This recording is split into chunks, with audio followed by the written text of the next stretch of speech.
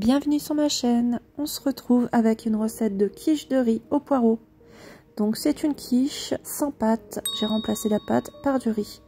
Donc 200 g de riz qu'on fait cuire. Voilà, on prépare aussi 2 poireaux, on garde les meilleurs morceaux bien sûr. On les découpe en rondelles, on les lave bien et ensuite, pendant que le riz cuit, on va cuire nos poireaux avec du beurre et de l'huile. Une gousse d'ail. On ajoute les poireaux. À feu moyen, on va laisser cuire ça avec un couvercle. On laisse suer un petit peu. Ensuite, on mélange. On remet le couvercle. Donc, j'ai toujours pas salé, hein. Je vais pas saler parce que je vais mettre de la sauce soja. Donc j'ai utilisé de la sauce soja sucrée. Donc c'est déjà salé, donc je mets pas de sel. Voilà. Et je mets aussi un peu de crème liquide. Donc j'ai fait ça à vue d'œil. Vous en mettez un petit peu, pas trop. Et du parmesan.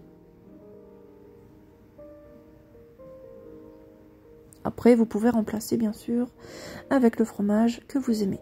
Ensuite quand mon riz est cuit et a refroidi un peu, j'ajoute une cuillère de curcuma, une cuillère de curry, de l'ail séché, du sel, une cuillère de beurre.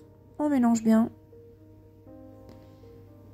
Quand on a bien mélangé le tout, on ajoute un œuf. Donc le riz là, il est tiède, hein. Donc il faut qu'il soit tiède pour que le beurre fond, mais il ne faut pas qu'il soit trop chaud non plus pour que l'œuf ne cuit pas. Ensuite, avec le mélange, on met ça dans une tourtière qu'on a beurrée juste avant. Voilà, on étale bien, on fait ça en forme de quiche tout simplement. On tasse sur les rebords aussi.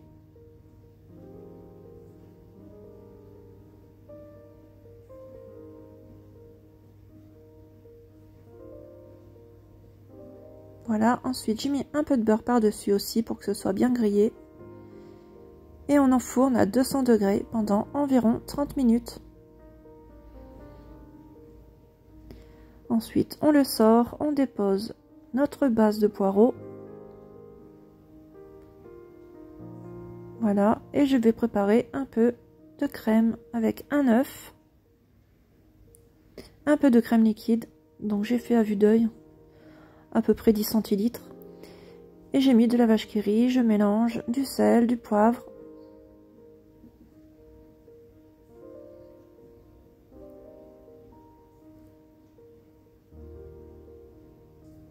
Donc j'ai mis du sel, du poivre, voilà, un peu d'herbe.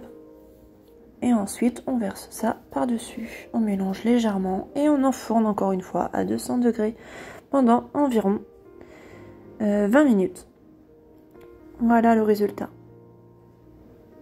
Et c'était vraiment délicieux. Le riz sur le côté était croustillant. Vraiment, je trouve que c'est une idée originale. Ça change un peu de la quiche traditionnelle. Et voilà, après on peut mettre ce qu'on veut bien sûr par-dessus. On peut mettre de la viande. On met ce qu'on veut. J'espère que cette recette vous aura plu. Donc vous voyez, hein, sur le côté c'était bien doré. Bien croustillant. Donc j'espère que cette recette vous aura plu. Si c'est le cas, je vous invite à liker et à vous abonner à ma chaîne. À bientôt!